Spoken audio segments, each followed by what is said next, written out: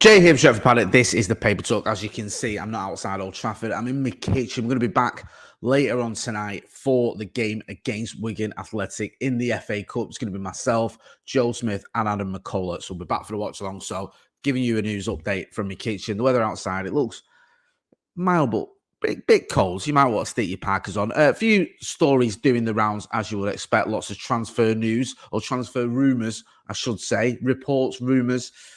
Stories being probably the apt word for them, doing the rounds. Nothing majorly concrete at a minute, but we'll get into the sort of stories and reports doing the rounds, and you can make your own mind up. Don't forget, if you're not doing already, to hit like, share, and subscribe. Subscribe to the channel. Want to get to, I don't know, let's get to 750,000 subscribers by the end of the season. Right, let's have a look at what stories we've got doing the rounds.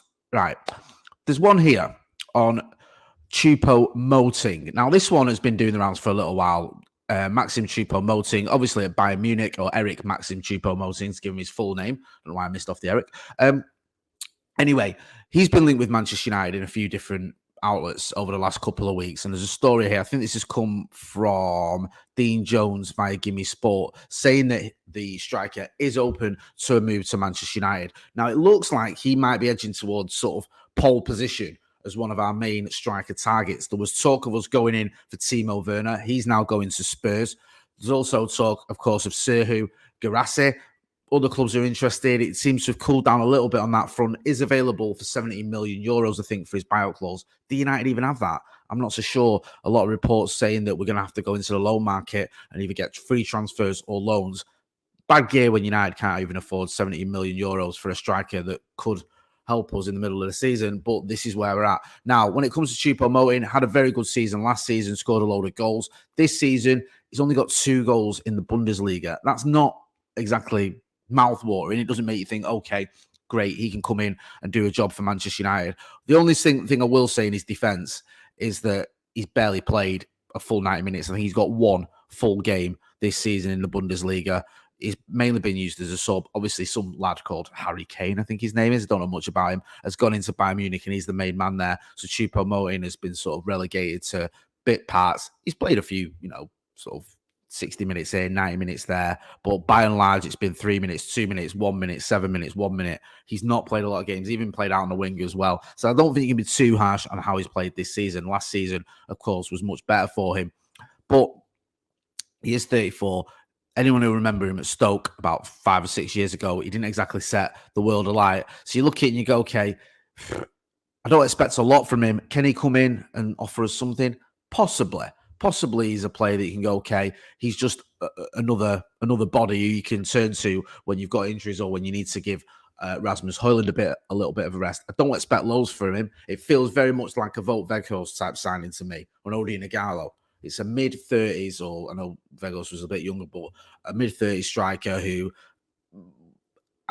isn't expected to score loads of goals, hasn't indicated anything that would make you believe he will come to the Premier League and at this stage in his career score loads of goals, but could do a job for Manchester United. Get involved in the comments and the chat and let us know what you think. Apparently, he's open to the move, and Manchester United have been linked with him quite heavily over the last couple of weeks. We'll have to keep you posted on that front, but it's just where we're at as a club at the minute. We're not shopping at Waitrose. We're more at Lidl.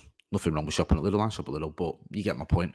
Let's have a look what all the stories are doing the rounds as well. Right, there's one here talking about Erik ten Hag. There's a couple of quotes from Erik ten Hag, which I'll get into. There's one, he's made an admission, Erik ten Hag, this is in the evening news, about United signings in the last 10 years, because he's been asked about it, and obviously you look, he's been asked about the pressure, and a lot of players have flattered to deceive or not even done that. Donny van der Beek being one. And he was asked about whether it could be a deterrent for young players, the way that a lot of careers pan out at Manchester United. And he said, that is always on those players and how much confidence you have in your capabilities. But I can tell you one thing, the Premier League is tough. Man United, that is tough to play there, because it's easier to play in almost any other team than Man United, because the pressure is not even a word, is that high always. You have to deal with that. I mean, obviously he's right. There's loads of pressure playing for Manchester United. It's not exactly a revelation, that one. But maybe United have got to start looking at our players a little bit better in terms of who we bring in and in terms of whether they can handle that pressure of playing for a club the size of Manchester United. Whether we're winning titles and challenging for titles or not is almost irrelevant. We are still one of the biggest clubs in the world. The expectation is still very high. And if you can't live up to that, then you're going to struggle. You really are. You are going to be in a bit of trouble. So we'll have to wait and see there.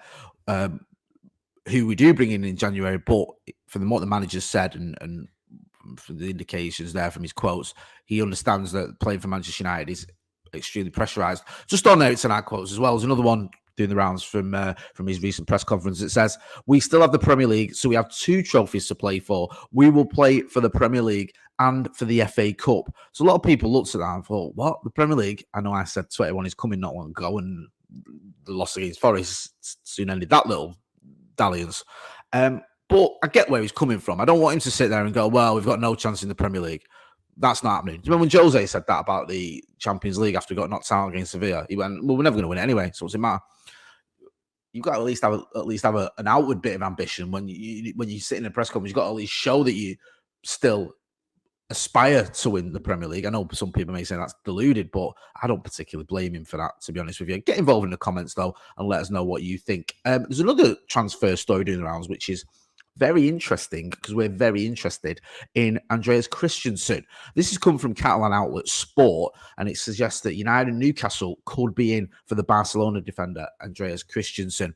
Obviously, you remember him, he was at Chelsea for a little while, weren't they all? Or basically, when I said weren't they, I mean, like, wasn't every player at some point been at Chelsea or been linked with Chelsea at very least?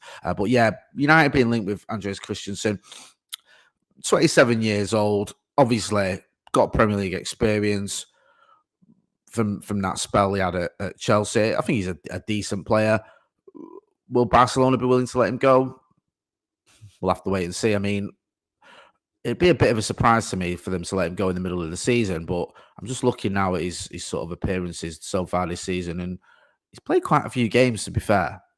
I don't know. It seems a strange one to me, that, but Sport are reporting that. We'll keep you posted as to whether there's anything in it. It might just be a load of nonsense. As always, if we hear any developments, then you'll be the first to know. Story doing the rounds in the Mirror. It says Jim Ratcliffe waiting to complete Man United transfer that was blocked by Joel Glazer, sorry. And this is about Anthony Martial to Fenerbahce. There was reports that Fenerbahce were interested. It says here in the Mirror that United are waiting for Fenerbahce to firm up their interest in Anthony Martial. So Anthony Martial, yeah, amid interest in the Frenchman's services. So Fenerbahce been linked with Anthony Martial. I don't think he's going anywhere in January. I don't think we're going to let him go. People say, we've got to get rid of Martial, and he's not up to it, and he's always injured, and he doesn't look like he wants to be it. And I understand all those arguments. My point is, are we going to have one less striker at the club? Is that what we're going to do? Because we haven't got enough as it is. And whether you like Martial or not, the manager uses it. So I'd be very surprised if we let Martial go. The only reason we let Martial go, for me, is if we've got a transfer lined up to replace him. Because if we let him go and then we don't bring anyone in, you're going to be in a scenario where you've got just Rasmus Højlund and Marcus Rashford, who's not really a striker, as your only 2 options. And once those get injured, then you're in trouble. Then you've got to maybe give someone like Joe Hugill, or if you go Charlie McNeil or someone like that a start. And I don't think those youngsters are anywhere near ready for playing in the Premier League week in, week out for Manchester United yet. So the good players, by the way, and I rate them both, but let's be honest about where we're at and what's needed at the minute. So we'll keep you posted if we hear anything on that front. We'll keep you posted if we hear anything on the Andreas Christensen front, on the Choupo Moting front, any of that stuff. Make sure you are hitting like, share, subscribe. We're back later on today with the watch along. Myself, Adam McCullough, and Joe Smith. We'll have Andy Tate on as well. We'll get a bit of reaction from Stephen Housen. So make sure you're hitting like, share, and subscribe. I'm Jay Motty. This has been the Paper Talk from a pretty mild Salford. Thanks for watching.